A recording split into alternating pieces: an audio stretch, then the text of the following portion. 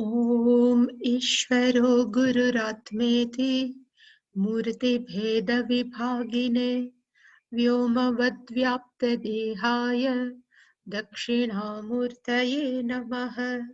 सदाशिवसमारम्भां शङ्कराचार्यमध्यमाम् अस्मदाचार्यपर्यन्तां वन्दे गुरुपरम्पराम्। ॐ सहना भवतु सहनौ भुनक्तु सह वीर्यङ्करवावहै तेजस्विनावधीतमस्तु मा विद्विषावहै।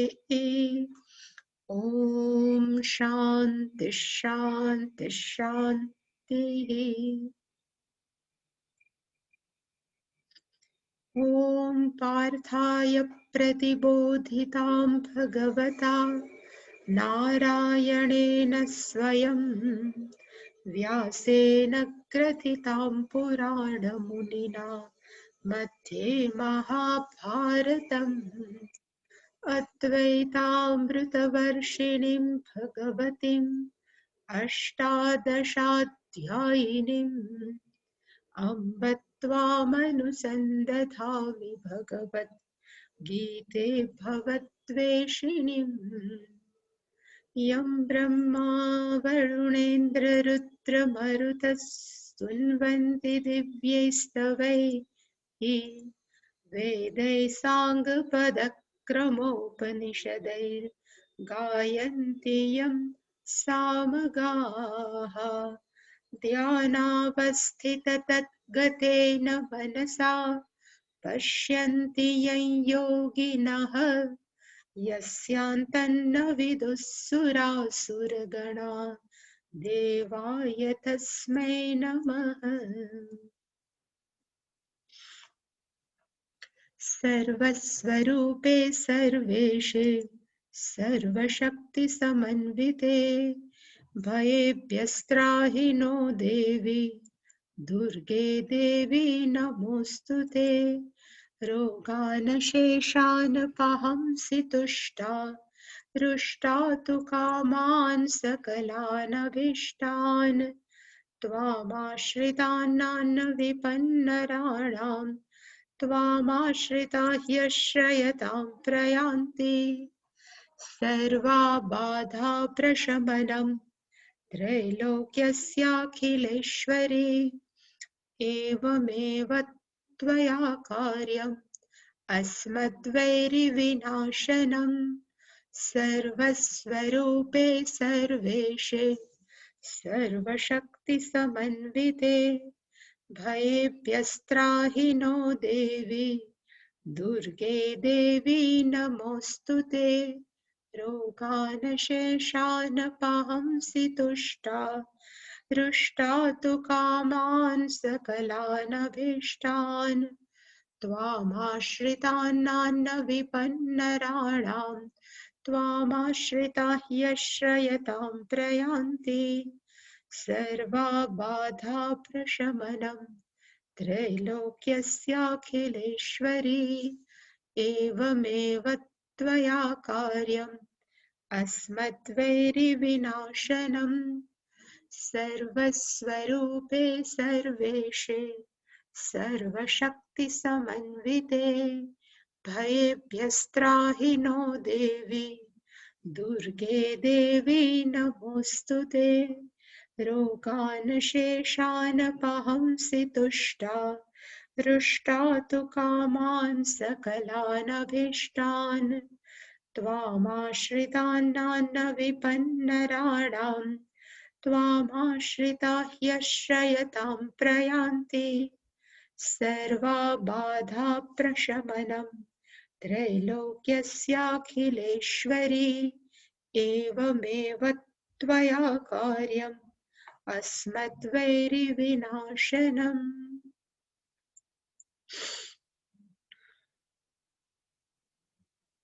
अथ षोडशोऽध्यायः। श्रीभगवानुवाच अभयं सत्त्वसंशुद्धिः ज्ञानयोगव्यवस्थितिः दानं दमश्च यज्ञश्च स्वाध्यायस्तप आर्जवम् अहिंसा सत्यमक्रोधः त्यागः शान्तिरपैशुनम् दया भूतेष्वलो लुप्त्वम् मार्दवम् हीरचापलम्.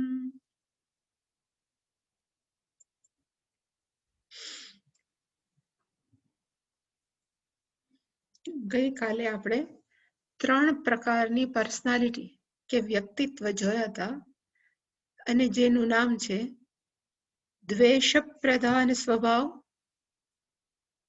રાગ પ્રધાન સ્વભાવ અને છેલ્લે છે જ્ઞાન પ્રધાન સ્વભાવ. જેમાં દ્વેષ પ્રધાન છે એવા લોકોને શાસ્ત્ર એમ કહે છે કે એ બધા કેવા છે તો કે રાક્ષસાહ. અને રાક્ષસનો અર્થ થાય કે જેનાથી માણસો ડરે, રક્ષા ઈચ્છે એને કહેવાય રાક્ષસ. જે રાગ પ્રધાન વ્યક્તિત્વ છે એને બધાને કહેવાય અસુરાહા, આસુરાહા. અને એનો અર્થ થાય આસુરોનો અસુષુ રમંતે ઇતિ અસુરઃ. જેને માત્ર વિષય ભોગની અંદર જ, અસુરનો અર્થ થાય વિષય ભોગ, એમાં જ રસ હોય એને કહેવાય આસુરઃ. અને દૈવઃ નો અર્થ થાય જેને હંમેશા જ્ઞાન પ્રાપ્ત કરવાની ઈચ્છા થાય, અને જ્યાં જ્ઞાન પ્રાપ્ત કરવાની ઈચ્છા હોય ત્યાં હંમેશા પ્રકાશ જ હોય. અને દૈવનો અર્થ થાય પ્રકાશ. એટલે કે દુનિયાની અંદર 3 પ્રકારના વ્યક્તિત્વો છે: રાક્ષસ પ્રધાન, આસુર પ્રધાન, દૈવ પ્રધાન. અને જે વ્યક્તિને ખરેખર શાસ્ત્રમાં રસ છે કે પોતે કોણ છે એમાં રસ છે, તો એ લોકોએ પોતાનો કેવો સ્વભાવ કેળવવો પડે તો કે દૈવ પ્રધાન. એટલા માટે થઈને જ આ અધ્યાય છે એ ભગવાને અર્જુનને કહ્યું. અને ગઈકાલે આપણે એ પણ જોયું હતું કે જીવનમાં 2 વસ્તુ હોય છે, એક ગોલ ઓફ લાઈફ અને બીજું હોય છે કે વે ઓફ લાઈફ. કે આપણું ગોલ ઓફ લાઈફ નો અર્થ થાય આપણા જીવનનું ધ્યેય, અને વે ઓફ લાઈફ નો અર્થ થાય કે આપણે કેવા પ્રકારનું જીવન જીવવું જોઈએ. અને બંને કેવા છે તો કે ઇન્ટરકનેક્ટેડ. જેવો ધ્યેય હોય એવું જ આપણે જીવન જીવીએ તો આપણને ધ્યેય પ્રાપ્ત કરવામાં સરળતા પડે. એ ધ્યાનથી ભગવાન કહે છે કે જેને મોક્ષ ધ્યેય છે, જેને પોતે કોણ છે એ જાણવું છે, એના માટે થઈ અને સૌથી સારું વે ઓફ લાઈફ કેવી છે તો એ વ્યક્તિ છે કેવા હોવા જોઈએ તો કે દૈવ સંપત્તિવાળા. જ્યારે પણ સંપત નો અર્થ થાય, એનો અર્થ થાય વેલ્થ નો અર્થ થાય સંપત્તિ. આપણે ગુજરાતીમાં જેને સંપત્તિ કહીએ છીએ, અને એ સંપત્તિ હંમેશા બહારની આપણે ગણીએ છીએ, પણ અહીંયા ભગવાન કેની કહે છે તો કે આંતરિક સંપત્તિ, આપણી અંદર જે સંપત્તિ હોય એનું કહે છે. એ બેઝ ઉપર આજથી આપણે 16મો અધ્યાય ચાલુ કરી રહ્યા છીએ. 16મા અધ્યાયનું શ્લોક સ્ટાર્ટ થાય એ પહેલા શંકરાચાર્યજીએ થોડું ભાષ્યમ લખ્યું, 5-6 લાઈનનું. અને ભાષ્યમની અંદર એને મેન્શન કર્યું છે કે એને કીધું છે જે આપણે અત્યાર સુધી જોયું. એને કીધું દૈવી આસુરી રાક્ષસી ચ ઇતિ પ્રાણીનામ પ્રકૃતયઃ. આ પહેલું વાક્ય છે. એને કીધું કે પ્રાણીનામ પ્રકૃતિ, માણસોની પ્રકૃતિ, જે આપણે વ્યક્તિત્વ કીધા એને અહીંયા કીધું કે પ્રાણીના માણસોની શું હોય તો કે પ્રકૃતિ. અને પ્રકૃતિ કેવી હોય તો એને કીધું કા દેવી હોય, કા આસુરી હોય, અને કા રાક્ષસી હોય, જે આપણે જોઈએ. હવે એમ પૂછવામાં આવે કે આ કઈ જગ્યાએ જોઈ? એટલે એને કીધું 9મે અધ્યાયે સૂચિતાઃ. આ 3 પ્રકૃતિનું મેન્શન એને કઈ જગ્યાએ જણાયું તો એને કીધું કે 9મે અધ્યાય, 9મા અધ્યાયની અંદર સૂચિતાઃ એમાં દર્શાવવામાં આવેલું છે. અને તાસામ એટલે કે એ બધાની અંદર, તાસામ એ 3 પ્રકૃતિ અંદર વિસ્તરેણ પ્રદર્શનાય, એ બધી જ પ્રકૃતિ છે એને વિસ્તાર પૂર્વક દર્શાવવા માટે થઈને અધ્યાય આરભ્યતે, આ 16મો અધ્યાય છે. ઇટ ઇઝ જસ્ટ બિગન, એ શરૂઆત થાય છે. અને એનો પહેલો શ્લોક કયો છે? એટલે એને કીધું કે શરૂઆત ક્યાંથી થાય છે અધ્યાયની? તો કે અભયમ સત્વ સંશુદ્ધિ ઇત્યાદિ. પહેલો શ્લોક છે અભયમ સત્વ સંશુદ્ધિ જ્ઞાન યોગ વ્યવસ્થિતિ દાન દમશ્ચ યજ્ઞશ્ચ સ્વાધ્યાય તપ આર્જવ. એટલે કે વગેરેનો અર્થ થાય અભયમ સત્વ સંશુદ્ધિ થી સ્ટાર્ટ કરી અને વગેરે વગેરે ઘણા બધા શ્લોક છે. ત્યાંથી અધ્યાય છે. It just began. હવે શંકરાચાર્ય જે મેન્શન કર્યું હતું કે 9મે અધ્યાય સૂચિતા,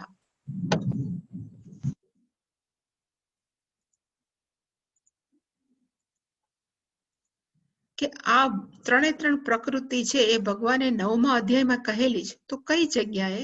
એટલે મેં 2 શ્લોકના કોટેશન અહીંયા મૂક્યા. 9મા અધ્યાયનો 12મો શ્લોક, 9મા અધ્યાયનો 12મો શ્લોક છે મોઘાશા મોઘ કર્માણ મોઘ જ્ઞાન વિચેતસઃ રાક્ષસીમ આસુરીમ ચૈવ પ્રકૃતિમ મોહિનિશ્રિતાઃ. અને 13મો શ્લોકની અંદર મહાત્માનસ્તુ મામ પાર્થ દેવીમ પ્રકૃતિમાશ્રિતાઃ ભજન્તિ અનન્ય મનસઃ જ્ઞાત્વા ભૂતાદિમ અવ્યયમ. એટલે કે રાક્ષસીમ આસુરીમ ચૈવ, ત્યાં ભગવાને મેન્શન કર્યું તો 9મા અધ્યાય. અને એ બધા લોકો કેવા હોય છે? રાક્ષસી ના આસુરી વાળા, ખોટી આશા રાખે, ખોટા કામ કરે અને ખોટા જ્ઞાન પ્રાપ્તિ કરવાની ઈચ્છા કરે. એટલે મોઘાશાનો અર્થ થાય મોઘ, મોઘ, મોઘ અર્થાત વ્યર્થ, કારણ વગરની આશા રાખે. કેવી આશા રાખી હતી?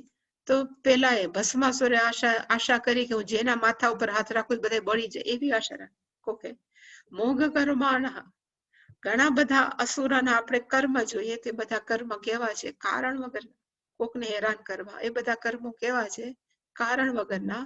મોઘ જ્ઞાન, કારણ વગરનું ખોટે ખોટું જ્ઞાન પ્રાપ્ત કરવાની ઈચ્છા થાય. આપણે કહીએ કે ભગવાન કોણ છે એ જાણો, તો કે એમાં રસ નથી, પણ બાજુના ઘરવાળાની અંદર માથાકૂટ કઈ છે એની ઈચ્છા રાખે. મોઘ જ્ઞાન. ઘણા એવા હોય કે બાજુની અંદર કઈ કઈ તકલીફો છે એના માટે એ લિસ્ટ રાખે, પોતાનામાં કઈ તકલીફ છે જોવે. એટલે કે આવા બધા છે એ વ્યક્તિત્વને કેવા કહેવાય? તો કે રાક્ષસી આસુરી. અને એ પ્રકૃતિ મોહિનિશ્રિતા, એટલે કે મોહિનીનો અર્થ કૃષ્ણ વિષ્ણુ ભગવાન વાળી મોહિની નહીં, પણ એને ખબર નથી કે શું કરવું જોઈએ, શું ન કરવું જોઈએ. અને જ્યારે મહાત્મા, સારા મહાત્મા છે, સારા સંતો છે, એ બધા કેવા છે? દેવી પ્રકૃતિમાં આશ્રિતા. એ બધા કેવા છે? તો કે દેવી પ્રકૃતિનો આશ્રય લે છે. અને આશ્રય લઈને લોકો કરે છે શું? તો કે ભજનથી અનન્ય મનસ. મને કેવી રીતે ભજન કરે છે? તો કે પોતે એનાથી જુદા નથી, ઈશ્વરથી. એવા ભાવથી એ શું કરે છે? તો કે મારું ભજન. એનો અર્થ કે રાક્ષસી ના આસુરી ને દેવી પ્રકૃતિ છે એ અચાનક ડ્રોપ નથી થઈ. ભગવાન હેઝ ઓલરેડી મેન્શન્ડ, ભગવાને છે એ મેન્શન કરી હતી 9મા અધ્યાય. એ શંકરાચાર્યજીએ કીધું. અને પછી શંકરાચાર્યજીએ કીધું કે દેવી પ્રકૃતિ છે શેના માટે છે? તો કે તત્ર સંસાર મોક્ષાય દેવી પ્રકૃતિ. ત્યાં એક વાક્ય પૂરું થાય છે, તત્ર. એટલે કે આમાં જે આપણે ઉલ્લેખ કરશું એની અંદર દેવી પ્રકૃતિ છે એ કેના માટે છે? તો કે સંસાર મોક્ષાય, આ સંસારમાંથી મોક્ષ પામવા માટે થઈને પ્રકૃતિ છે એ દેવી આપણને કામ લાગે. જ્યારે રાક્ષસી ને આસુરી કેવી છે? તો કે નિબંધનાય આસુરી રાક્ષસી ચ. આસુરી પ્રકૃતિ ને રાક્ષસી જે પ્રકૃતિ છે, જે વ્યક્તિત્વ છે, એ કેવા છે? તો કે આપણને બાંધે છે. કોની સાથે? તો કે સંસાર સાથે. અને હંમેશા યાદ રાખવું પાછો, સંસાર છે એ બહાર નથી. મનમાં જે પણ તકલીફો છે, જે પીડાઓ છે, એને જ ગીતા પ્રમાણે શું કહેવાય છે? તો કે સંસાર. એટલે કે રાક્ષસી ના આસુરી પ્રકૃતિ છે આપણને સંસાર સાથે બાંધે છે, જ્યારે દેવી પ્રકૃતિ છે શેના માટે છે? તો કે સંસાર મોક્ષાય. એટલે કે માણસોએ શું કરવું જોઈએ? તો કે દેવ્યા આદાનાય, માણસોએ દેવી પ્રકૃતિનું શું કરવું જોઈએ? તો કે બને એટલું પોતાના જીવનની અંદર આચરણ કરવું જોઈએ. આ દાનનો અર્થ થાય લેવું જોઈએ. અને પ્રદર્શન ક્રિયતે, એના માટે થઈ ભગવાને આખા અધ્યાયમાં સમજાયું કે ભાઈ રાક્ષસી પ્રકૃતિ વાળા માણસો કેવા, અસુર પ્રકૃતિ વાળા કેવા, અને દેવી પ્રકૃતિ વાળા. એટલે કે દેવી પ્રકૃતિ છે એ આદાનાય ઇતરયોહો પરિવર્જનાય. બીજા બે છે, ઇતરયો એટલે કે બીજા બે, અને બીજા બે એટલે આસુરી અને રાક્ષસી છે શેના માટે છે? તો કે છોડવા માટે પ્રકૃતિ. એ ધ્યાનમાં લઈને 16મો અધ્યાય છે આરભ્યતે. એટલે ભગવાને કીધું કે આવી રીતે 16મો અધ્યાય છે એ ચાલુ થાય છે. હવે એમાં પહેલો શ્લોક છે 1, 2 અને 3. આ 3 શ્લોક છે એની અંદર દૈવી પ્રકૃતિનું વર્ણન છે.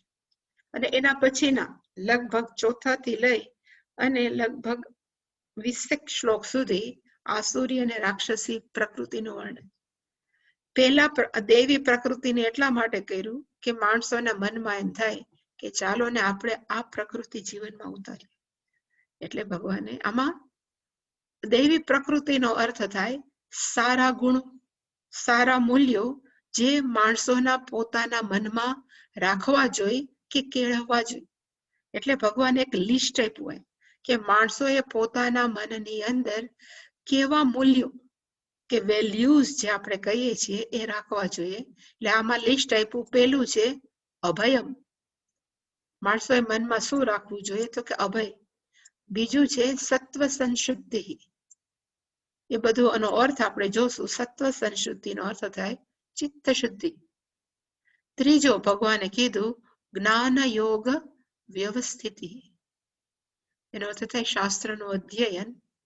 દાનમ. માણસોએ પોતાના જીવનમાં નાનું મોટું કંઈક ને કંઈક દાન કરવું જ જોઈએ. દાનઃ. પાંચમું છે દમઃ. દમઃનો અર્થ થાય આપણા ઇન્દ્રિયોના આપણે માલિક બનવું જોઈએ. દમઃ. છઠ્ઠું છે યજ્ઞ. પહેલાના જમાનામાં તો યજ્ઞ થતા, પણ અત્યારે યજ્ઞનો અર્થ આપણે પંચમહાયજ્ઞ કરી શકીએ. એની ડિટેલ આપણે જોશું. એ છઠ્ઠું સ્વાધ્યાય. આપણને જે પણ વસ્તુ આવડતી હોય, શાસ્ત્રની હોય, હનુમાન, વોટ એવર, એનો રોજ ચેન્ટિંગ કે ઘરમાં આપણે એનો અભ્યાસ કરીએ, એને કહેવાય સ્વાધ્યાય. તપઃ 8મું અને આર્જવમ છે એ 9મું. હજી એના 2 અને 3 શ્લોકની અંદર હજી કેટલાય લિસ્ટ. એટલે કે પહેલાની અંદર 9 ગુણો છે એ આપણા મનની અંદર આપણે શું કરવું પડે? તો કે કેળવવાના છે. ન હોય તો આ તો કાલે મને જસ્ટ યાદ આવ્યું કે આપણે એમ કહીએ કે રાક્ષસી, આસુરી અને દૈવી સંપત. માણસથી 100% રાક્ષસી નથી હોતો, માણસથી 100% અસુર પણ નથી હોતો, અને 100% દેવી નથી હોતો. We are mixture. કોકમાં 30%, 40%, એવી રીતે કોકમાં 50, 40, 10, પણ we are always mixture of all 3. દેવી ત્રણેય સંપત્તિ. એટલે માણસે કોઈ મનમાં એમ ન થાય હું તો જો દેવી સંપત્તિ વાળો, ઇઝ નેક્સ્ટ ઇમ્પોસિબલ. જે મનુષ્ય છે એ 3 થોડો ઘણા અંશે તો હોય જ છે. ક્યાંક ને ક્યાંક સ્વાર્થ વૃત્તિ માણસોમાં આવી જ જાય, પણ આપણે બને ત્યાં સુધી એ વૃત્તિઓને શું કરવાની હોય? તો કે ઓછી કરવાની. એ ધ્યાનમાં રાખીને પહેલો ગુણ માણસોએ કેળવવો જોઈએ એ કયો છે? તો કે અભયમ. ભય નો અર્થ થાય બીક. અભયમનો અર્થ થાય જ્યાં બીક ન હોય, નિડરતા. શંકરાચાર્યજી એને કીધું કે કેવું હોવું જોઈએ? તો કે અભીરુતા. માણસ હોય ફ્રી, ફ્રીડમ ફ્રોમ ફિયર. માણસ કેવો હોવો જોઈએ? તો કે હંમેશા બીક વગરનો, નિડર. શું કામ હોવો જોઈએ? પ્રશ્ન તો આપણને થાય. અને માણસ ડરે છે તો શેનાથી ડરે છે? એ પણ પ્રશ્ન થાય. એમાં અંદર જાય એ પહેલા કઠોપનિષદના વેલ નોન મંત્ર છે, જે બહુ પ્રસિદ્ધ છે, અને વિવેકાનંદજીને એ અત્યંત પ્રિય હતો. વારે વારે એનું એ ઉલ્લેખ કરતા ઉત્તિષ્ઠત જાગ્રત પ્રાપ્ય વરાન નિબોધત ક્ષુરસ્ય ધારા નિશિતા દુરત્યયા દુર્ગમ પથઃ તત્ કવયો વદંતી. પેલી 2 લાઈન ન લઈએ તો ચાલે. પેલી 2 લાઈન જ વિવેકાનંદજીને ગમતી. ઉત્તિષ્ઠ, ઉભા થાવ, જાગ્રત નો અર્થ થાય અંધકારની નિદ્રામાંથી જાગો, વરાન પ્રાપ્ય ઉત્તમ વસ્તુ પ્રાપ્ત કરી, નિબોધત એને તમે જાણો, એને સમજો, ટૂંકમાં છે. પણ પછીનું વાક્ય જે અત્યારે વધારે મહત્વનું છે, આ જે જ્ઞાન પ્રાપ્તિ છે કે આધ્યાત્મિક યાત્રા ઉપર ચાલવાનું છે, એ કેના જેવું છે? તો કે ક્ષુરસ્ય ધાર, નાઇફ હોય, છરી હોય, કે આપણે કહેવાય ને કે મોટી તલવાર હોય, એ હંમેશા કેવી હોય? તો કે નિશિતા, અત્યંત શાર્પ હોય, ધારદાર હોય. અને એના ઉપર માણસોને ચાલવાનું કહીએ તો કેટલું કષ્ટદાયક. અને એને ક્રોસ કરીને એમાં ચાલવાનું છે, કેવું છે? તો કે દુરત્યા, અત્યંત કપરું. એવી જ રીતે આત્મજ્ઞાન પ્રાપ્ત કરવાનું કયો કે ઈશ્વર કોણ છે એ જાણવાનું. કોઈ પણ આ યાત્રા છે, એ પથ કે એ યાત્રા કેવી છે? તો કે દુર્ગમ પથ. એ રસ્તો છે એ કેવો છે? તો કે અત્યંત અઘરો છે. અને કોણ કે છે? તો કે કવયઃ વદંતી. આ સારા સારા ઋષિ મુનિ હોય છે, એને કીધું કે આત્મજ્ઞાન પ્રાપ્ત કરવા માટે એ રોડ કેવો છે? તો થોડોક દુર્ગમ. કારણ કે મોટા ભાગના માણસો છે સંસારના રસ્તે હોય, અને આ રસ્તા ઉપર ચાલવા માટે થોડુંક ડેરિંગ, આપણે કહે ને સાહસ હોવું જોઈએ. અને એ સાહસ આપણે કરીએ, બીજા બધા માણસોનો સપોર્ટ ન હોય, એમાં જો આપણે બીકણ હોય તો ક્યાંથી ચાલે? એટલા માટે કીધું કે આ પથ કેવો છે? તો કે દુર્ગમ છે.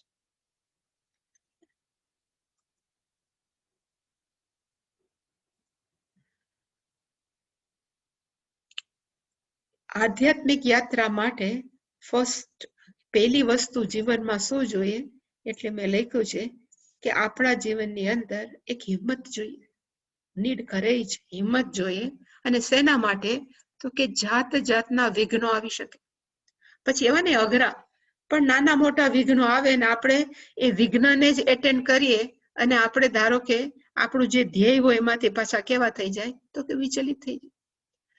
સપોઝ ઉદાહરણ આપું કે માણસો છે પેલા, અત્યારે તો બધા કહેવાય ને આમાં ઘરમાં જ છે લગભગ, પણ પેલાના એવું હતું કે જયારે કોવિડ નહોતો ત્યારે માણસો છે કદાચ સ્વાધ્યાય માટે સત્સંગ હોલમાં આવતા હોય, ત્યારે બીજા માણસો એમ કે તમે ભણી ભણી શું કર્યું, તમને શું ફાયદો છે? કઈ લાગતું તો નથી. એવા વિઘ્ન સંતોષીઓ ઘણા બધા હોય, અને એને આપણે ટેકલ કરવા, અને છતાં પણ આપણે આપણું ધ્યેય ન છોડવું, એના માટે માણસોમાં શું હોવી જોઈએ? તો કે હિંમત હોવી જોઈએ. પ્લસ એવું પણ લખ્યું કે માણસોની અંદર શું હોવું જોઈએ? તો કે આત્મવિશ્વાસ. કે 6થા અધ્યાયમાં કીધું છે, ઉદ્ધરેદ આત્મનાત્માનમ ના આત્માનમ અવસાદય. 6થા અધ્યાયમાં કીધું છે કે આપણે જ આપણો ઉદ્ધાર કરી શકીએ, બીજા કોઈ આપણો ઉદ્ધાર ન કરી શકે. મેં ઘણી વાર કીધું છે કે ભગવાન છે એ આપણા સાથે છે, આપણને અહેસાસ કરાવે. ભગવાન છે આપણને આશીર્વાદ આપે, પણ આપણું કલ્યાણ છે એ ભગવાન ન કરી શકે. આપણું કલ્યાણ છે આપણે જ કરવું રહ્યું. સપોઝ ધારો કે ભગવાન બીજાનું કલ્યાણ કરતા હોત તો દુર્યોધનને કલ્યાણ ન કરી દીધું હોય? ભગવાને રાવણને યુદ્ધ કરવા કરતા એને માથે હાથ મૂકીને એનું કલ્યાણ ન કર્યું હોય? એવું શક્ય નથી, કારણ કે વી હેવ ટુ ચેન્જ. આપણે અંદર પરિવર્તન લાવવું જોઈએ, અને પછી ભગવાન એમ કે હું તો સાથે જ છું, એ તો ક્યારેક કોઈથી દૂર નથી. એટલે કે પરિવર્તન ક્યાં સ્તરે છે? તો કે મનુષ્યના સ્તરે છે. ભગવાન તો હંમેશા સાથે જ છે. એટલે કે આપણો ઉદ્ધાર છે એ ભગવાનની આશીર્વાદ કે કૃપા જરૂરી છે, પણ આપણો ઉદ્ધાર આપણે જ કરી શકીએ. ઇંગ્લિશમાં એક કહેવત છે કે you can take the horse up to the pond, પણ you can not force to drink. ધારો કે ઘોડાને આપણે તબેલા સુધી કે પાણી સુધી લઈ જાય, પણ આપણે ઘોડાને કે તું પી ને પી, ઘોડાને પીવું હોય તો પીવે. એવી રીતે માણસોને આપણે સત્સંગ સુધી લઈ જાય, આપણે બધું કે શું સાચું શું ખોટું, પણ સાચું ખોટું શું કરવું એનો નિર્ણય કોણ કરે? તો કે મનુષ્ય જ કરે. એટલે એને કીધું કે એ બાબતમાં માણસોમાં શું હોવું જોઈએ? તો કે અભયમ, એટલે કે એ નિડર હોવો જોઈએ. અને જે વ્યક્તિ આધ્યાત્મિક ક્ષેત્રમાં કે યાત્રા કરવા ઈચ્છતી હોય, એને ઈશ્વર ઉપર, ગુરુ ઉપર અને શાસ્ત્ર ઉપર અતૂટ વિશ્વાસ હોવો જોઈએ કે એ બધું જ જે કહે છે એ ક્યારેય ખોટું ન કહે. ઈશ્વરની હંમેશા સાથે જ આપણે, એટલે ઈશ્વર હંમેશા આપણી સાથે જ છે. ગુરુ પણ જે સાચા શિષ્ય છે એની સાથે જ છે. અને શાસ્ત્રો તો બધા માટે ઓપન જ છે. ક્યારે એમ ન કે તું મને ન પડતું, એટલે કે બધાની કૃપા આપણી સાથે જ છે. પ્રયત્ન પાછો કોને કરવાનો છે? તો કે આપણે. એટલે કે બધી, અને પ્રયત્ન આપણે કરવા હોય તો આપણે હંમેશા કેવા હોવા જોઈએ? તો કે નીડર. એટલા માટે નીડરતાને બહુ મહત્વ આપ્યું છે. માણસો કેવા હોવા જોઈએ? તો કે બીક વગર. અને એવું કહેવાય છે, અહીંયા જસમે લખ્યું છે કે સૌથી સાહસિક પગલું કયું? તો માણસો ઇન જનરલ એમ કે એવરેસ્ટ ચડવાની અત્યંત સાહસિક છે, એડવેન્ચરસ છે. પણ સૌથી અઘરામાં અઘરું કયું છે? તો કે આ રસ્તે ચાલવું. કારણ કે આપણી સાથે મોટા ભાગે કોઈ વ્યક્તિઓ નહીં હોય. ભગવાન હશે, એ પણ આપણને દેખાતા તો નથી. આપણને ખબર છે કે ભગવાન છે, શાસ્ત્ર છે, પણ છતાં આ પથ આપણે કેવો કાઢવાનો છે? તો કે એકલું જ. એટલે એના માટે આ જેવી રીતે એવરેસ્ટ ચડવા માટે સાહસિકતા જોઈ, નિડરતા જોઈ, એવી જ રીતે આધ્યાત્મિક યાત્રા કરવા માટે પણ સાહસિકતા છે. કેવી છે? તો કે જરૂરી છે.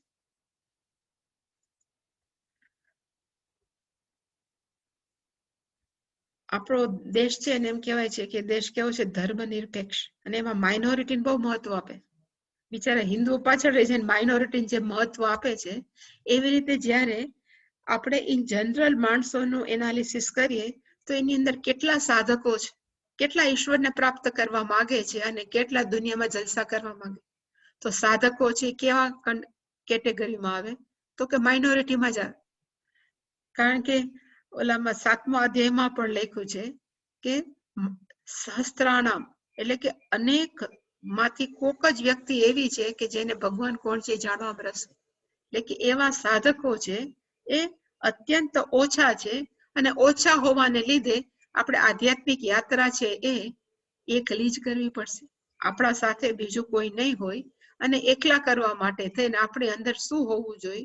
તો કે ભરપૂર સાહસ, સ્ટ્રેન્થ નો અર્થ થાય ભરપૂર બળ હોવું જોઈએ, આત્મબળ હોવું જોઈએ. કારણ કે માણસો છે એ આપણે હાંસી ઉડાવી શકે, આપણા ઉપર જાત જાતના કોઈ પણ વસ્તુઓ બોલી શકે, છતાં પણ ગુસ્સે થયા વગર મનને શાંત રાખી અને આપણે આપણું ધ્યેય પૂરું કરીએ. એના માટે શું જોઈએ? તો કે નિડરતા. અને હજી એક માણસોને ડર કેનો હોય છે? એટલે મેં લખ્યું કે સૌથી મોટો ડર માણસોને હોય છે એને કહેવાય મૃત્યુનો ડર. અમારે 2-3 બહેનો છે, મારા ઓળખીતા છે, એ કે અમે ભગવાન પાસે પ્રાર્થના કરીએ. મેં કીધું કેવી પ્રાર્થના કરો? તો જેવી રીતે હિરણ્યકશ્યપુએ માંગ્યું હતું ને ભગવાન પાસે, હું આયા ન મરું, આયા ન મરું, એવી રીતે એક અમારું લિસ્ટ છે કે ભાઈ હું પ્લેનમાં ન મરું, હું ટ્રેનમાં ન મરું, હું એક્સિડન્ટમાં ન મરું, મને હાર્ટ એટેક એટલે મને પેરાલિસિસ થી ન મરું, મને જાત જાતોને લિસ્ટ બનાવ્યું છે. પછી હવે એક લિસ્ટ એડ કર્યું હશે કે હું કોવિડ થી ન મરું. એ લિસ્ટ ની અંદર આ વર્ષે આ એડ પણ થયું હશે. આવા જાત જાતના. એટલે માણસોને હંમેશા કેનો ડર હોય છે? તો કે મૃત્યુનો. મૃત્યુ પછી શું થશે? હવે એ બધા જ ડર માંથી માણસોએ બહાર આવવાનું અને પછી આધ્યાત્મિક યાત્રા કરવી. એના માટે થઈને શું જોઈએ? તો કે કરેજ. અને હજી એક મેં લખ્યું છે કે માણસોને ડર હોય છે ઇન જનરલ. સામાન્ય રીતે માણસોને કેનો ડર હોય? તો કે મારા નામ સોસાયટીમાં છે એનું શું થશે જો હું માત્ર આધ્યાત્મિક રસ્તે ચડી જઈશ? મારા, અને સામાન્ય માણસોને તો કેવી બીક હોય? મારા વાળ ખરે છે, મારે હેલ્થ બરાબર નથી, મારી રિલેશનશીપ પતિ પત્ની હોય કે એક જતું રહે તો મારું શું થશે, ફલાણું જતો રહેશે તો મારું શું થશે? એવા જાત જાતના ડરની અંદર માણસો કેવા છે? તો કે જીવે છે. હવે આવા બધાની અંદર પછી ભગવાન કે છે કે નિડર બનો. તો એ નિડરતા આપણે કેળવવી હોય તો કેવી રીતે કેળવી શકાય? તો શંકરાચાર્યજી લખ્યું ને, શંકરાચાર્યજીને એમ જ છે મનમાં કે બધા નિડર જ હોય, કારણ કે પોતે નિડર જ. એટલે એને કે એક એક્સપ્લેનેશન આપ્યું જ નહીં કે નિડર થવા માટે શું કરવું. પણ પછી પૂજ્ય સ્વામીજી છે કે બીજા બધા મહાત્માઓ છે, એને કીધું કે નિડર થવા માટે વોટ શુડ વી ડુ, આપણે શું કરવું જોઈએ? એટલે એને લખ્યું કે આપણને મૂલ્યોનું મહત્વ હોવું જોઈએ. We have the value of the values. આ મૂલ્યો એટલે કયા? તો કે સત્ય બોલવું, જે છે એનો નિડરતાથી સામનો કરવો. એ બધા મૂલ્યો છે. એ મૂલ્યનું જ્યાં સુધી આપણને મૂલ્ય ન હોય ત્યાં સુધી આપણે જીવનમાં ન ઉતારીએ. એટલે કે સૌથી પહેલા માણસના મનની અંદર શું હોવું જોઈએ? તો કે મૂલ્યોનું મૂલ્ય. અને બીજું, માણસોના જીવનમાં શું હોવું જોઈએ? તો કે ઈશ્વર છે એનું પણ મહત્વ હોવું જોઈએ. કે ડગલે ને પગલે માણસો હોય કે ન હોય, પણ મારી સાથે કોણ છે? તો કે ઈશ્વર છે. એવી જે દ્રઢતા છે એ આપણને નીડર બનાવવાની અંદર શું કરે? તો કે સહાય કરે. અને ઘણીવાર માણસોને એવું થાય કે બહુ બધા વિઘ્નો આવે, એટલા બધા વિઘ્નો આવે ને આપણું ફોકસ કેના ઉપર થઈ જાય? તો કે વિઘ્નો ઉપર થાય.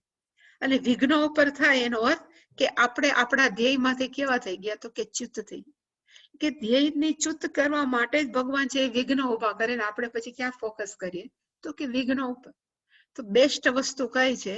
તો કે આપણે ઈશ્વરને શરણે જવું છે. તો બેસ્ટ વે આધ્યાત્મિક જીવન જીવવા માટે હું આત્મા છું, હું વ્યાપક છું, એના કરતા પહેલી સારામાં સારો ઉપાય કયો છે?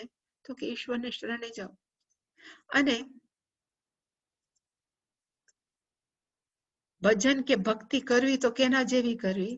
તો એને કહેવાય બિલાડીના બચ્ચાની જેમ, નતું વાંદરાના બચ્ચાની જેમ. આપણે ઘણી વાર કીધી કે બે પ્રકારના બચ્ચા હોય છે. એક બિલાડીના બચ્ચા, એને કહેવાય માર્જારન્યાય, અને બીજાને કહેવાય કે કપિન્યાય, મરકટન્યાય. વાંદરાના બચ્ચા વાંદરાની માને ચોટીને એક જગ્યાએથી બીજી જગ્યાએ જાય, જ્યારે બિલાડીના બચ્ચાની સંભાળ કોણ રાખે? તો કે બિલાડીની માં રાખે. તો આપણી ભક્તિ કેવી હોવી જોઈએ? હું ભક્તિ કરું છું એવું ન હોવું જોઈએ. આપણે હંમેશા ઈશ્વરને શરણે થાય. Everything will be taken care. ભગવાન શું કરશે? કે જે હશે એ બધામાંથી આપણને છોડાવશે જ. એવી ઈશ્વર ઉપર ફેથ કે શ્રદ્ધા હોવી જોઈએ. તો આપણા જીવનમાં શું આવે? તો કે નિડરતા. અને છેલ્લું છે કે જે આપણને મરણની બહુ બીક. ઘણા એમ કે મને મારા મરણની નથી લાગતી, પણ ભાઈ બીજા મરી જાય તો શું થશે? બીજું એને તો અંતે તો એમ જ કહેવાય ને કે આપણને બીક તો અંતે મૃત્યુની લાગે જ છે. મારું જે થવું એ થાય, પણ મારો દીકરો ન મરવો જોઈએ, દીકરાનો દીકરો ન થવું જોઈએ કાંઈ, એવી બીક બહુ લાગે છે. તો એમાંથી પણ માણસને ખરેખર બહાર નીકળવું હોય તો એક જ રસ્તો છે કે ગીતા કે છે, શાસ્ત્ર કે ઉપનિષદ કે વેદાંત કે છે કે આપણું વાસ્તવિક સ્વરૂપ ખરેખર કેવું છે? તો કે સમય વગરનું. અને જ્યાં સમય છે ત્યાં જન્મ મૃત્યુ છે. પણ ખરેખર આપણું વાસ્તવિક સ્વરૂપ કેવું છે? તો કે કાલાતીત. આપણે સમય સાથે સંકળાયેલા નથી, અને સમય સાથે સંકળાયેલા ન હોય એનું ક્યારે પણ જન્મ પણ ન હોય, મૃત્યુ પણ ન હોય. જન્મ અને મૃત્યુ કોનું છે? તો કે શરીરનું, અંદર રહેલા જીવાત્મા કે આત્મા કે ચૈતન્ય તત્વનું નહીં. એ સમજણ હોય તો આપણે નિડર બની શકીએ કે અભય બની શકીએ. આ પેલું ભગવાને ગુણ કીધો. બીજો ગુણ છે ભગવાને કીધો સત્વ સંશુદ્ધિ. સત્વ સંશુદ્ધિ એટલે શું? સામાન્ય રીતે કહેવાય કે ચિત્ત શુદ્ધિ, અંતઃકરણની શું કહેવાય? તો કે શુદ્ધિ. માણસ છે એ મનથી શુદ્ધ હોય. એટલે શંકરાચાર્ય જેની વ્યાખ્યા કરી કે સત્વ એટલે શું? તો કે સત્વનો અર્થ થાય અંતઃકરણ. આપણું અંતઃકરણ છે કેવું હોવું જોઈએ? શુદ્ધ. પણ શુદ્ધ છે કઈ જગ્યાએ? આપણે એકલા બેઠા હોય ત્યારે શુદ્ધ જ અંતઃકરણ હોય, કારણ કે કોઈ સાથે વ્યવહાર તો નથી. એટલે શંકરાચાર્યજી ચોખવટ કરી કે અંતઃકરણ શુદ્ધ નો અર્થ શું થાય? તો કે સમવ્યવહારેષુ. જ્યારે બીજા સાથે આપણે વ્યવહાર કરતા હોય ત્યારે, પર્ટિક્યુલરલી ત્યારે પરવંચન માયા, અહીંયા લખ્યું છે અનૃત આદિ પરિવર્જનમ. પરિવર્જનનો અર્થ થાય આપણે એ ન વાપરવું જોઈએ, એને છોડી દેવું જોઈએ. પરિવર્તન થતા વી શુડ ગીવ અપ, છોડી દેવું જોઈએ. શું છોડવું જોઈએ? તો કે વ્યવહાર કરતી વખતે પરવંચન. પરવંચનનો અર્થ થાય કપટ.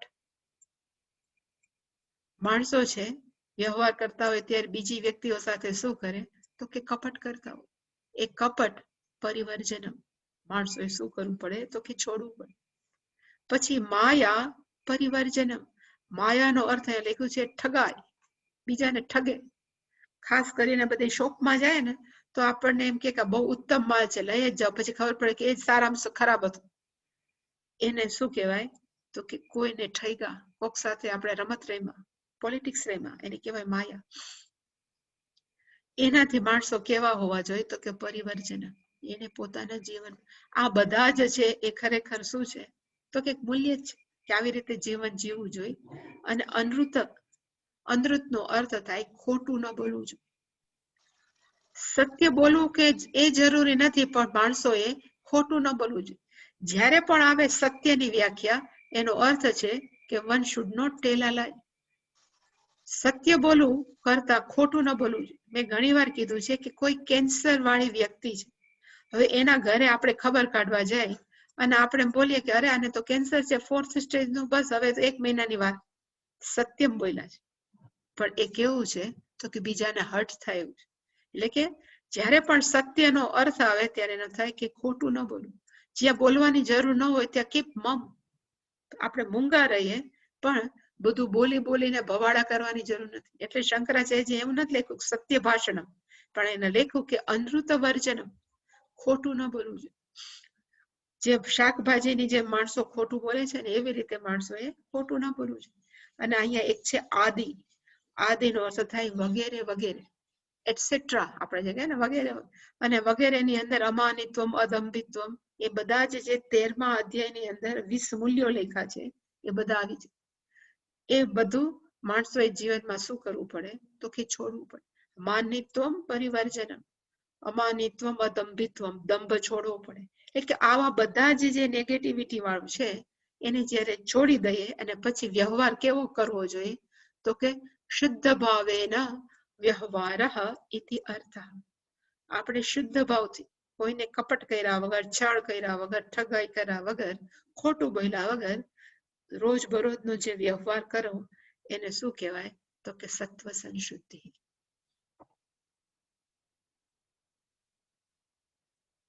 અને જે વ્યક્તિ આ વ્યવહારને ફોલો કરે, કે એનું અનુકરણ કરે કે ભાઈ મારે તો આવું જ જીવન જીવવું છે, તો મન છે ને એ સહજ રીતે સાત્વિક થઈ જાય. પરાણે આપણે મનને કહી રાખીએ જો ખોટું બોલવાનું નથી, કોઈને કપટ કરવાનું નથી, તો એક વખત એવો આવે કે મન કેવું થઈ જાય તો કે એને પ્રયત્ન ન કરો કે હવે બસ હવે મારે શુદ્ધ બનાવો, શુદ્ધ બનાવો, કરવું નહીં પડે. એક વખત એવો આવશે આપણે સહજ રીતે કેવા હશું તો કે મનથી શુદ્ધ. એને કહેવાય સત્વ સંશુદ્ધિ. અહીંયા સત્વનો અર્થ થાય અંતઃકરણ, સંશુદ્ધિનો અર્થ થાય શુદ્ધિકરણ. મન કેવું હોવું જોઈએ તો કે શુદ્ધ. પછીનો શબ્દ છે જ્ઞાન યોગ વ્યવસ્થિતિ. એટલે શંકરાચાર્યજીએ 3 ભાગ પાડ્યા. શબ્દ છે જ્ઞાન યોગ વ્યવસ્થિતિ, તો એક જ્ઞાન, બીજો છે શબ્દ યોગ, અને ત્રીજો છે વ્યવસ્થિતિ. જ્ઞાન યોગ વ્યવસ્થિતિ એનો અર્થ, પેલું શંકરાચાર્ય જ્ઞાનમ નો અર્થ શું થાય તો એને કીધું કે અહીં સુધી છે એને કહેવાય જ્ઞાનમ. જ્ઞાનમ નો અર્થ થાય શાસ્ત્રતઃ આચાર્યતઃ ચ આત્માદિ પદાર્થાનામ અવગમઃ. અવગમ નો અર્થ થાય જ્ઞાન પ્રાપ્ત કરવું. કોનું તો કે આત્માદિ પદાર્થાના, આત્મ શું, અનાત્મ શું, નિત્ય શું, અનિત્ય શું, એ બધાનું જ્ઞાન પ્રાપ્ત કરવું. પદાર્થ એટલે કે આ બધાનું. પદ છે ને એટલે આપણા ગુજરાતીમાં પદનો અર્થ થાય કે વસ્તુ, થિંગ, વસ્તુ એને આપણે કહીએ, પણ સંસ્કૃતમાં પદનો અર્થ થાય શબ્દ. અને અર્થનો અર્થ થાય એનો મીનિંગ. એટલે પદાર્થનો અર્થ થાય શબ્દનો મીનિંગ. આપણી ગુજરાતીમાં પદાર્થનો અર્થ આપણે શું કરીએ કે ભાઈ આ પદાર્થ તું મને જરાક આપતો. ખાસ કરીને જે રાસાયણિક શાસ્ત્ર ભણતા હોય કે કોઈ પણ એને આપણે કે આ પદાર્થ. પણ સંસ્કૃતમાં પદાર્થનો અર્થ થાય પદ ઇઝ ઇક્વલ ટુ શબ્દ, અને અર્થ એટલે મીનિંગ. એટલે કે નિત્ય એ શબ્દ છે તો એનો અર્થ, અનિત્ય છે શબ્દ છે એનો અર્થ, આત્મા શું છે એક આત્મા શબ્દ છે એનો અર્થ, અનાત્મા શું છે શબ્દ છે એનો અર્થ. એટલે કે આત્માદિ પદાર્થાનામ અવગમઃ. અવગમનો અર્થ થાય જ્ઞાન પ્રાપ્ત કરવું, એને જાણવું, એને અન્ડરસ્ટેન્ડિંગ, ટુ અન્ડરસ્ટેન્ડ, એને કહેવાય અવગમઃ. હવે આત્માદિ પદાર્થ એટલે આત્મા અનાત્માનું જ્ઞાન પ્રાપ્ત ક્યાંથી કરવું, એટલે તરત એને કીધું આચાર્યતઃ શાસ્ત્રતઃ. આચાર્ય પાસેથી અને શાસ્ત્ર પાસેથી. સીધે સીધું હાથમાં એક ચોપડી લઈને વાંચવા માંડીએ એવું નહીં. મોટા ભાગના માણસો ઘણી વાર મને એમ ભાઈ લેટર લખે કે મેં હમણાં છે ને મુંડક ઉપનિષદ પૂરું કરી નાખ્યું, એક ફોરેનર છે, બિચારાને ખબર ન હોય એટલે ઘણા બધા મને લેટર લખે કે now I have completed Mundaka Upanishad, I have complete કઠોળ, ઇટ ઇઝ વેરી નાઇસ, બહુ સરસ છે, પણ કેવા શું માંગે છે કઈ ખબર ન પડે, વાંચી જ નાખે. એટલે કે કોઈ પણ જયારે શાસ્ત્ર ભણવું હોય ત્યારે કેવી રીતે ભણાય, તો કે આચાર્ય પાસેથી. અને આત્મા અનાત્મા જાણવું છે ક્યાંથી, તો કે શાસ્ત્રતા. ગુરુ અને શાસ્ત્રથી જ શાસ્ત્રનું શ્રવણ કરવું જોઈએ. એમને એમ ઘરે બેઠા બેઠા શ્રવણ ન થાય. એટલે શંકરાચાર્ય સ્પષ્ટતા કરી, શાસ્ત્રતઃ આચાર્યતઃ આત્મા આદિ પદાર્થાનામ અવગમ. હવે ધારો કે જ્ઞાન પ્રાપ્ત થઈ ગયું, એક તેને કીધું કે એને શું કહેવાય, તો કે જ્ઞાન. આટલા વાક્યનો અર્થ થાય જ્ઞાન. હવે યોગ એટલે શું? હવે આ જ્ઞાન થયું, એ જ્ઞાન છે આપણા મનમાં ક્યાં સુધી ટકે? જેવી રીતે આપણે સ્કૂલ કોલેજમાં ભણવા જતા હતા, હવે કોક એમ કહે છે ફિઝિક્સ ની અંદર તમારો કે ભૌતિક શાસ્ત્ર ની અંદર તમને 5મો લેસન છે આવડી ગયો તો, ત્યારે આપણને આવડી ગયું, અત્યારે કાંઈ યાદ હોય નથી રહેતો. શું કામ? કારણ કે આપણે પછી એકવાર પરીક્ષા પૂરી થઈ ક્યારેય ચોપડા ખોલતા નથી. એવી રીતે આપણે પણ અહીંયા શું થાય છે, હોપ અમે જયારે હું કહેવાય ને કે હોલની અંદર લેક્ચર લેવા જાતી, ત્યારે ઘણા બધા અમારા સાધકો આવતા ને, એ છાંદોગ્ય ઉપનિષદ લેતી હોય ને તો એ ત્યાં બુક રાખે, ઉપનિષદ છે બુક આ હોલમાં જ રાખે. જયારે અભ્યાસ ચાલુ થાય ત્યારે ચોપડી ખોલીને બેસે, એમાંથી ભણે. પછી જેવો એ ક્લાસ પૂરો થાય, છાંદોગ્ય ઉપનિષદનો વર્ગ પૂરો થાય, એ ચોપડી ત્યાં મૂકી દે. મેં કીધું ઘરે જઈને અભ્યાસ નથી કરતો કે બહુ વજનદાર છે, કેમ આટલી કેરી કરીને ઘર સુધી કેમ પહોંચાય? એનો અર્થ કે શાસ્ત્રનો અભ્યાસ એ ક્યાં સુધી કરે, તો કે કલાક પૂરતો. એવી રીતે શું શાસ્ત્રનો અભ્યાસ થાય? એટલે એને કીધું કે ના, શંકરાચાર્યજી એટલે યોગનો અર્થ એને કીધું અવગતાનામ. જેને શાસ્ત્રનો અર્થ ગુરુ અને શાસ્ત્ર પાસેથી બધું સમજી લીધો છે, એને પછી શું કરવું જોઈએ, તો કે એકાગ્રતયા ઘરે જઈ વિથ કોન્સન્ટ્રેશન, એકાગ્રતાથી અને પ્લસ ઇન્દ્રિય આદિ ઉપસંહારેણ. આપણે ઇન્દ્રિયો છે એને બહારના જગતમાંથી પાછી વાળીને, ઉપસંહારનો અર્થ થાય વિડ્રો કરીને, એને પાછી વાળીને એકાગ્ર થઈને આ બધું જ જે જ્ઞાન આપ્યું હતું સ્વાત્મ આત્મા માટેનું, એ બધું એને સંવેદ્યતા આપાદનમ, એને વળી પાછું સ્પષ્ટ રીતે પ્રાપ્ત કરવું, પોતાની મેળે પ્રાપ્ત કરવું, એને શું કહેવાય, તો કે યોગ. એનું નામ છે યોગ. એટલે ખરેખર જ્ઞાનનો અર્થ થાય શ્રવણમ, યોગનો અર્થ થાય મનનમ. પછી ઘરે જઈને પાછો એનો અભ્યાસ કરીએ, એના ઉપર પાછો વિચાર કરીએ, અને એ જે છે આપણું પચાવીએ. હંમેશા એવું કહેવાય છે કે ગાય છે ને એક સાથે ખાઈ જાય, બધા પશુઓ ખાય એક સાથે ખાઈ જાય, પછી એને શું કરે, તો કે વાગોળે પછી જ એને એ હેલ્ધી ફૂડ થાય. ત્યાં સુધી તેને કઈ મદદરૂપ ન થાય.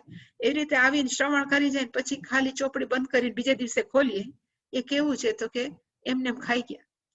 પણ મનન એટલે શું છે, તો કે અવગતાનામ સ્વાત્મ સંવેદ્યતા આપાદનમ. જે પણ આપણે સાંભળ્યું છે એનું પછી આપણે શું કરવું જોઈએ, તો કે એકાગ્ર થઈ ઇન્દ્રિયોને બહાર દોડવા ન દઈ અને 100% ફોકસ કરી અને એને પાછું સમજવું. એનું નામ શું છે, તો કે યોગ. અને છેલ્લો શબ્દ છે વ્યવસ્થિતિ. એટલે કે એને કીધું કે what is the meaning of વ્યવસ્થિતિ, તો કે તયોહો નો અર્થ થાય જ્ઞાન યોગયો. એટલે કે આ જ્ઞાન શબ્દ અને આ યોગ શબ્દ છે એ કેવા હોવા જોઈએ, તો કે વ્યવસ્થિતિ. તો વ્યવસ્થિતિનો અર્થ શું થાય, જે શંકરાચાર્યએ કીધું કે એનો અર્થ થાય વ્યવસ્થાનમ તન્નિષ્ઠતા. નિષ્ઠતાનો અર્થ થાય કમિટમેન્ટ. ઇંગ્લિશમાં એને કહેવાય કમિટમેન્ટ, અને ગુજરાતીમાં એને કહી શકાય 100% સમર્પિતતા. આપણે કહેવાય ને કે આ માણસ કેવો છે, તો કે કમિટેડ. જપનિષ્ઠ તપોનિષ્ઠ આપણે ઘણી વાર શબ્દ વાપરે. જપનિષ્ઠ નો અર્થ શું થાય, તો કે જે જપ નક્કી કર્યા છે કે મારે આટલા લાખ કરવા છે, જ્યાં સુધી એટલા ના થાય ત્યાં સુધી કરતો જ રહે, તો એને કહેવાય જપનિષ્ઠ. તપનિષ્ઠ કોક છે તપ કર્યા કરે, ઉભા કોક નક્કી કરે કે મારે 2 વર્ષ ઉભા રહેવું, એવા સાધુ છે, તો 2 વર્ષ સુધી જો ઉભા રહે તો એને કહેવાય તપનિષ્ઠ. એવી જ રીતે શ્રવણ કરી લીધું, મનન કરી લીધું, એ બેને આપણે બરાબર મનન બુદ્ધિથી સમજી લીધું, પણ એને આપણે આપણું જીવન છે એ ટોટલી એને સમર્પિત કરી દઈએ તો એને શું કહેવાય? તો કે વ્યવસ્થિતિ, કમિટમેન્ટ છે, નિષ્ઠા છે. અને આવું જે માણસો કરે એ કેની અંદર આવે? તો કે આ બધાને શું કહેવાય? તો કે એશા પ્રધાના દેવી સંપત. આને શું કહેવાય? તો કે દેવી સંપત. આને જ કહેવાય આંતરિક સંપત્તિ, અંદરની. અને પ્રધાના એટલે કે મુખ્ય સંપત્તિ છે. આ સંપત્તિ છે કેવી છે? તો કે મુખ્ય છે. આજ આપણું માણસોનું શું હોવું જોઈએ? તો કે ધ્યેય હોવું જોઈએ ને ગોલ હોવું જોઈએ.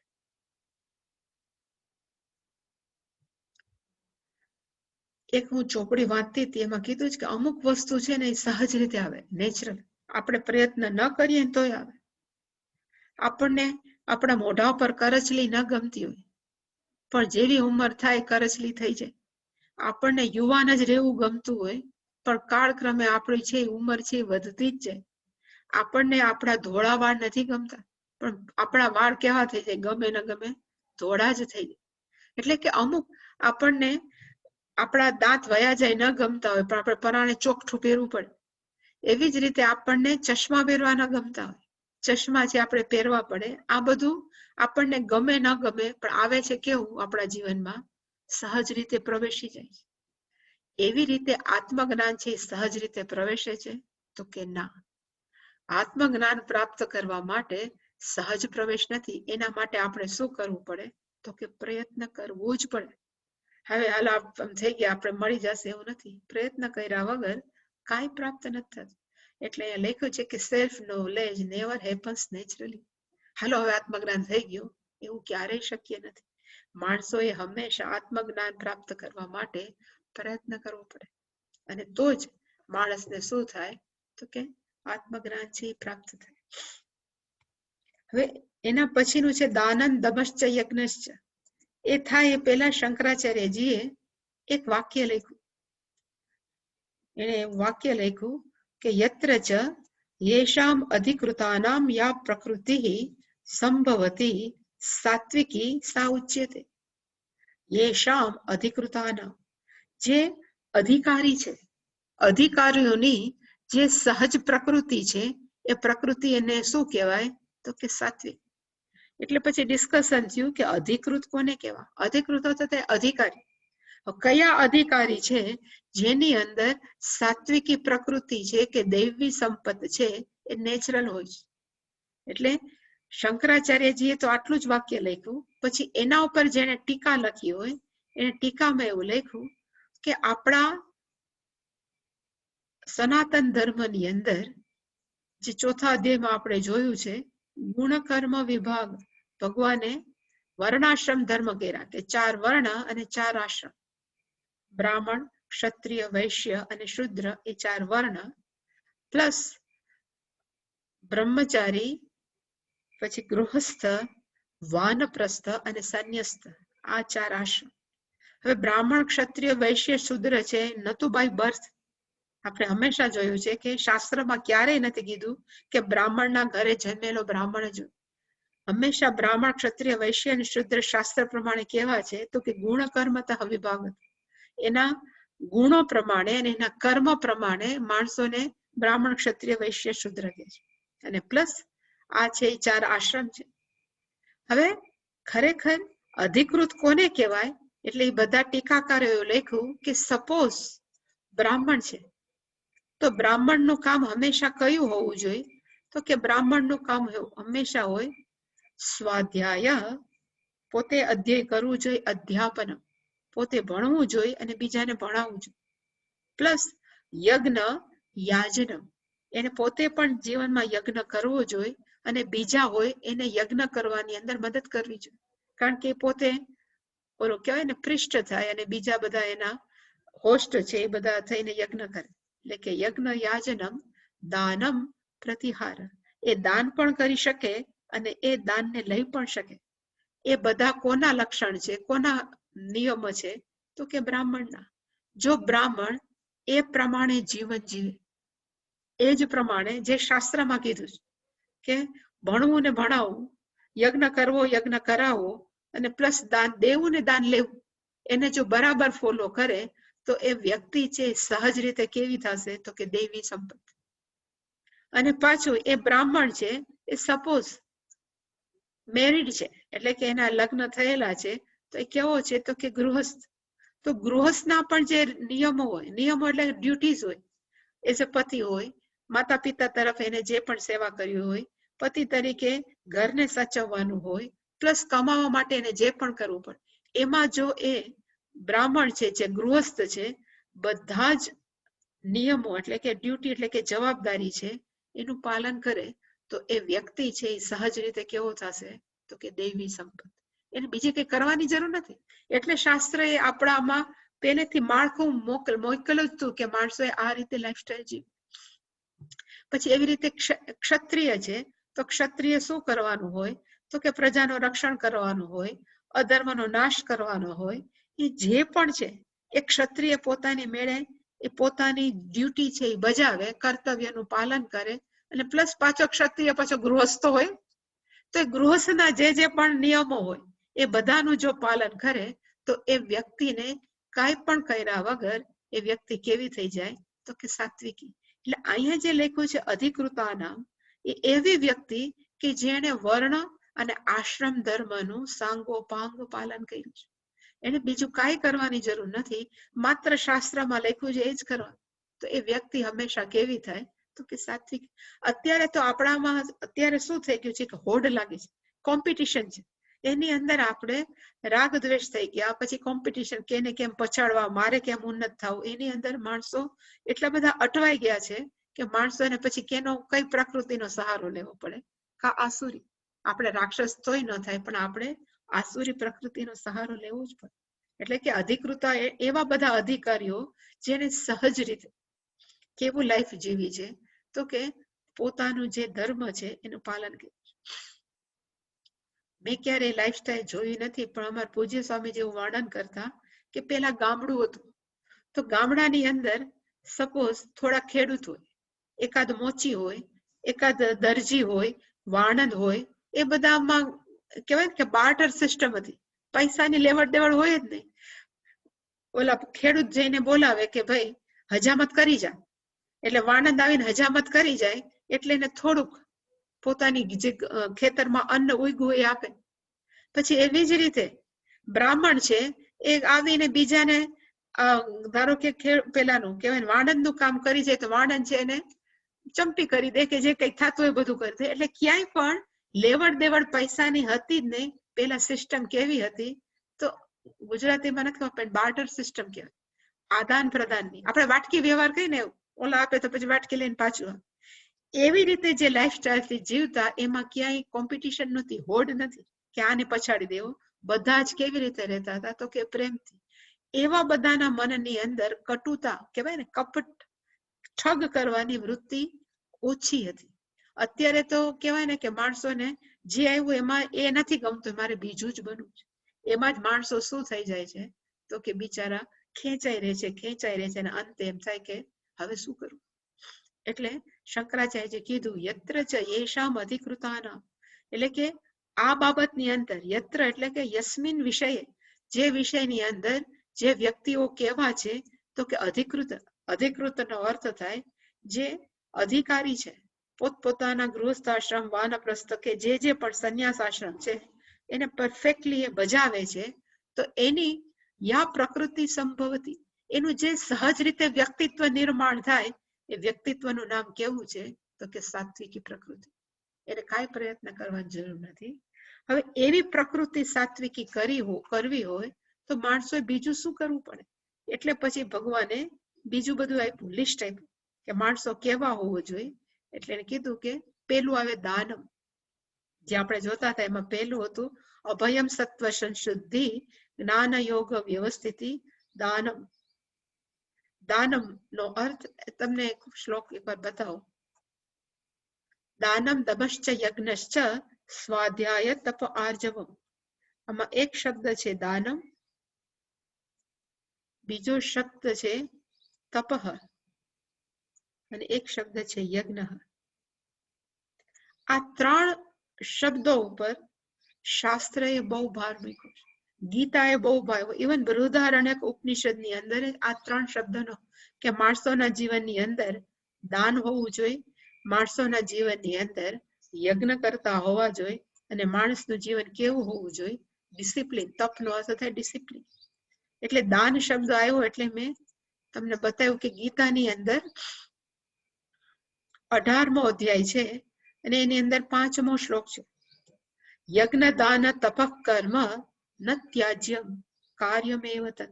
આ 3 વસ્તુ છે. ગીતાનો 18મો અધ્યાય 5મો શ્લોક છે. એની અંદર કીધું યજ્ઞ દાન અને તપ કર્મ છે માણસોએ જીવનની અંદર ક્યારેય ન છોડવું જોઈએ. અને શું કામ? ત્યારે કીધું યજ્ઞ દાન તપશ્ચૈવ પાવનાની મનીષિણામ. આ 3 વસ્તુ છે જો જીવનમાં આચરે તો માણસ કેવા થઈ જાય? તો કે ચિત્ત શુદ્ધિ થઈ જાય, પાવન કરે. અને માણસના જીવનને શું કરે? તો કે પાવન કરી દે. એટલે કે દાનમનો અર્થ શું થાય? એટલે આમાં લખવાનું આવ્યો કે દાનમનું શંકરાચાર્યજી આટલું જ લખ્યું યથાશક્તિ સમવિભાગ. જેટલું થઈ શકે એટલું ડિસ્ટ્રીબ્યુશન. સમવિભાગનો અર્થ થાય ડિસ્ટ્રીબ્યુશન, વહેંચણી. કોની?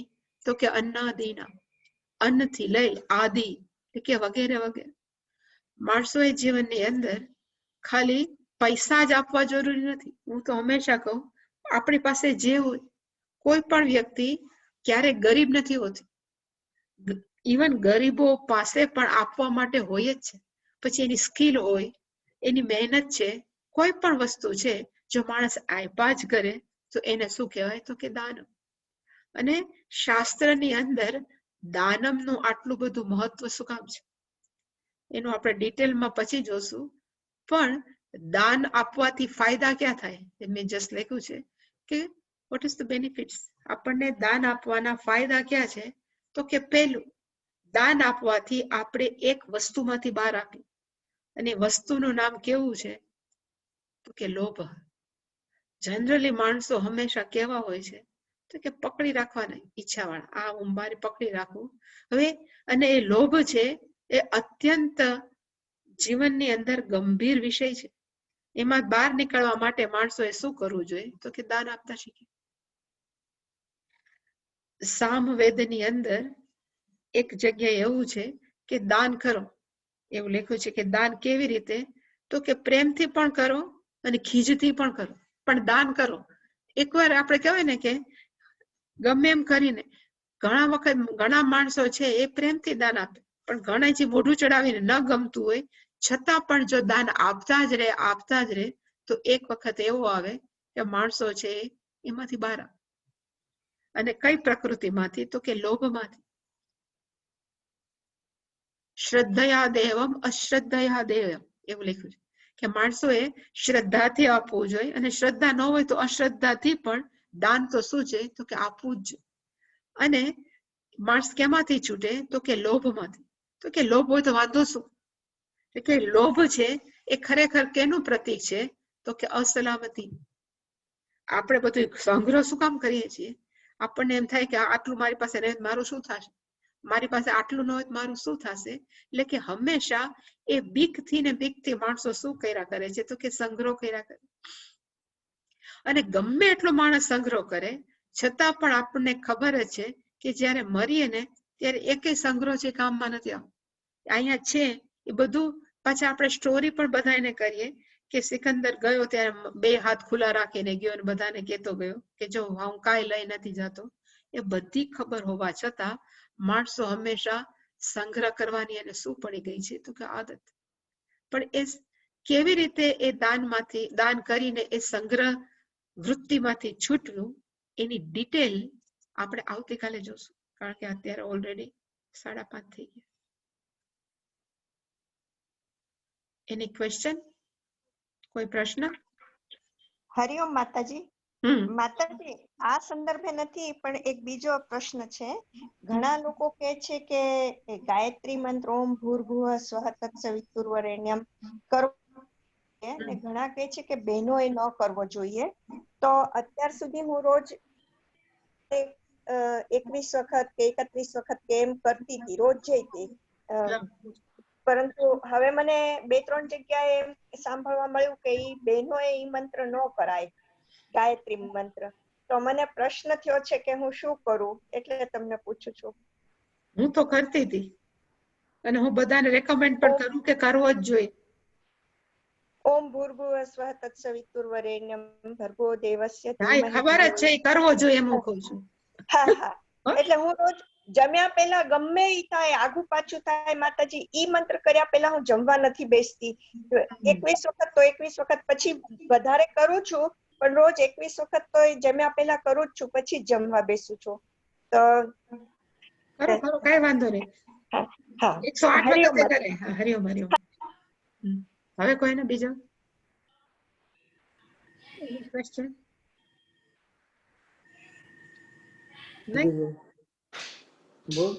આપણે તમે આજે વાત કરી ને પ્રકૃતિ પ્રમાણે જે કામ કરે, ફોર એક્ઝામ્પલ વૈશ્ય અને ગૃહસ્થ, વૈશ્યનું કામ કરે અને ગૃહસ્થનો પણ ધર્મ નિભાવે. વૈશ્યનું કામ એવું હોય કે શું કહેવાય ને, જે શાસ્ત્ર પ્રમાણે નિહિત છે, પ્રાણીઓનો સંહાર કરવાનો જે ટાઈપનું હોય વૈશ્યનું કામ, તો એ પણ સાત્વિકી કહેવાય ખરું?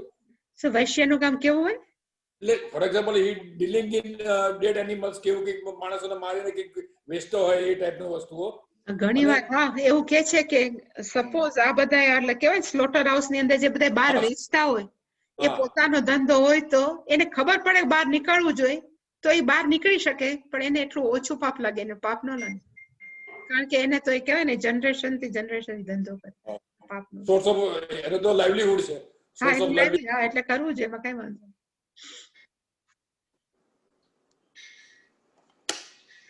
એની ક્વેશ્ચન નહીં?